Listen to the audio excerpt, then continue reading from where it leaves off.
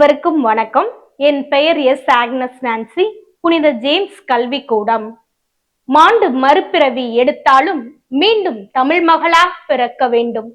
சோர்ந்து விழுந்து கிடந்தாலும் உன் மடியிலேயே இறக்க வேண்டும். அன்னை தமிழுக்கு எந்தன் முதல் வணக்கம். மக்கள் பெருங்கடல் பார்த்து மகிழ்ச்சி கொள். அறிவை விரிவு செய், அகண்டமாக்கு. விசால பார்வையால் விழுங்கும் மக்களை அணைத்துக்கொள். உன்னை சங்கமமாக்கு. எங்கும் பாரடா இப்புவி மக்கள் பிரிவில்லை, எங்கும் பேதமில்லை என்ற பாரதிதாசனின் வரிகளை மனதில் நிறுத்தி நினைவாற்றலின் சக்தியை பற்றி உங்கள் முன் பேச வந்துள்ளேன். நினைவாற்றல் சக்தியை பெருக்க முதலில் படித்து அறிவை பெருக்கிக் கொள்ள வேண்டும். பகைவர்களிடமிருந்து நம்மை காக்கும் ஒரே ஆயுதம் அறிவு. ஏன், எதற்கு, எப்படி என்று கேள்வி கணைகளிலிருந்து பிறப்பதுதான் அறிவு என்று சாக்ரட்டிஸ் குறிப்பிடுகின்றார். திருவள்ளுவர் குறிப்பிடுவது போல, தொட்டனை தூறும் மணற்கேணி மாந்தருக்கு கற்றனை தூறும் அறிவு. தோன்ற தோன்ற ஊற்று நீர் கிடைப்பது போல தொடர்ந்து படிக்க படிக்க அறிவு பெருகிக் கொண்டே இருக்கும். நினைவாற்றல் சக்தியால் நெப்போலியன் தனது தளபதியின் குடும்பத்தினர் பெயரை கூட சரியாக சொல்வார். லூயிஸ் சிபியோ தன்னுடன் ரோம் நகரில் வாழ்ந்து வந்த அனைவர் பெயரையும் நினைவில் வைத்திருப்பாராம். 18 மணி நேரத்திற்குள் நாம் புதிதாக கற்றவற்றில் 90% மறந்து விடுகின்றோம். காரணம் பதற்றம், விருப்பமின்மை. ஒவ்வொன்றையும் நாம் விருப்பத்தோடு கற்றுக்கொள்ள வேண்டும். நிறைக்குடம் தழும்பாது என்பது பழமொழி. இதன் பொருள், முழுமையான அறிவை உடையவர் வீணாக அலட்டிக் கொள்ள மாட்டார், அமைதியாக இருப்பார்.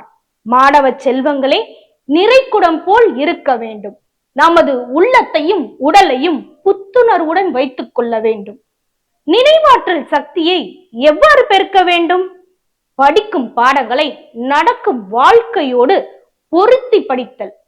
பள்ளி கல்லூரியில் படிக்கும் பாடங்களை அல்லது செய்திகளை குப்பை போல் படித்ததும் வீசி விடாமல் அவற்றை பாதுகாப்பாக வைத்துக் கொள்ள வேண்டும். ஆசிரியரிடம் கேட்ட பாடத்தை அடிக்கடி நினைவு கூற வேண்டும். உடன் பயிலும் மாணவர்களோடு ஐயம் நீங்க உரையாட வேண்டும். அப்பொழுது நாம் சாகும் வரை நம் நினைவை விட்டு செல்லாது. புரியாத பாடங்களை ஐயம் நீங்க கேட்டு உரையாட வேண்டும். எனக்கு தெரியும் என்று நினைத்து நம்மை நாமே அழித்துக் கொள்ளக்கூடாது. எனக்கு தெரியவில்லை என்று கூறினால் ஒரு நாள் மட்டுமே முட்டாளாக தெரியும். தெரியும் என்றால் வாழ்நாள் முழுக்க அவற்றை அறிந்து கொள்ள வாய்ப்பே இல்லாமல் போய்விடும். சிறு துளி பெருவெள்ளம். பல எழுத்துக்களின் தொடக்கம் ஒரு புள்ளி. பல புத்தகங்களின் தொடக்கம் ஒரு எழுத்து. ஆசிரியர் கூறுவதை செவியை வாயாகவும் நெஞ்சை களனாகவும் கொண்டு மனதில் நிறுத்த வேண்டும். நினைவு கூறும் உத்தி. நமக்கு தெரிந்த இடத்தில் உள்ள பொருட்களை வைத்து இணைத்து கூற வேண்டும். உதாரணமாக, வீட்டில் உள்ள பொருட்கள்: நுழைவாயில், சாவி, மின்விசிறி, நாற்காலி, தண்ணீர். இவற்றை தனித்தனியாக நினைவில் வைத்துக் கொள்ள சிரமமாக இருக்கும். நாம் வீட்டிற்குள் செல்கின்றோம். நம் வீடு, வீட்டின் பொருட்கள் கண்களின் முன் காட்சிகளாக தோன்றும். இவ்வாறு ஒன்றோடு ஒன்று தொடர்பு படுத்தி நினைவில் வைத்துக் கொள்ள வேண்டும். மாணவ செல்வங்களை, படிக்கும் பாடத்தை நுனிப்புள் மேய்வது போல படிக்காமல் நாம் எதை படித்தாலும் ஆழ்ந்து தெரிந்து கொள்ள வேண்டும். இவற்றிற்கு மிக முக்கியமானது முயற்சி. முயற்சி உடையார் இகழ்ச்சி அடையார், இது பழமொழி. முயற்சி உடையார் புகழ்ச்சி அடையார், இது புதுமொழி. தெய்வத்தால் ஆகாதெனினும் முயற்சி தன் மெய் வருத்த கூலி தரும் என்பது வள்ளுவன் வாக்கு.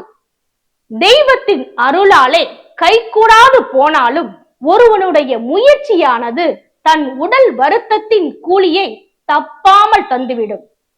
நீரோடைக்கும் பாறைக்கும் இடையே நடக்கும் இடைவிடா போராட்டத்தில் இறுதியில் நீரோடை வெற்றி பெறுகிறது.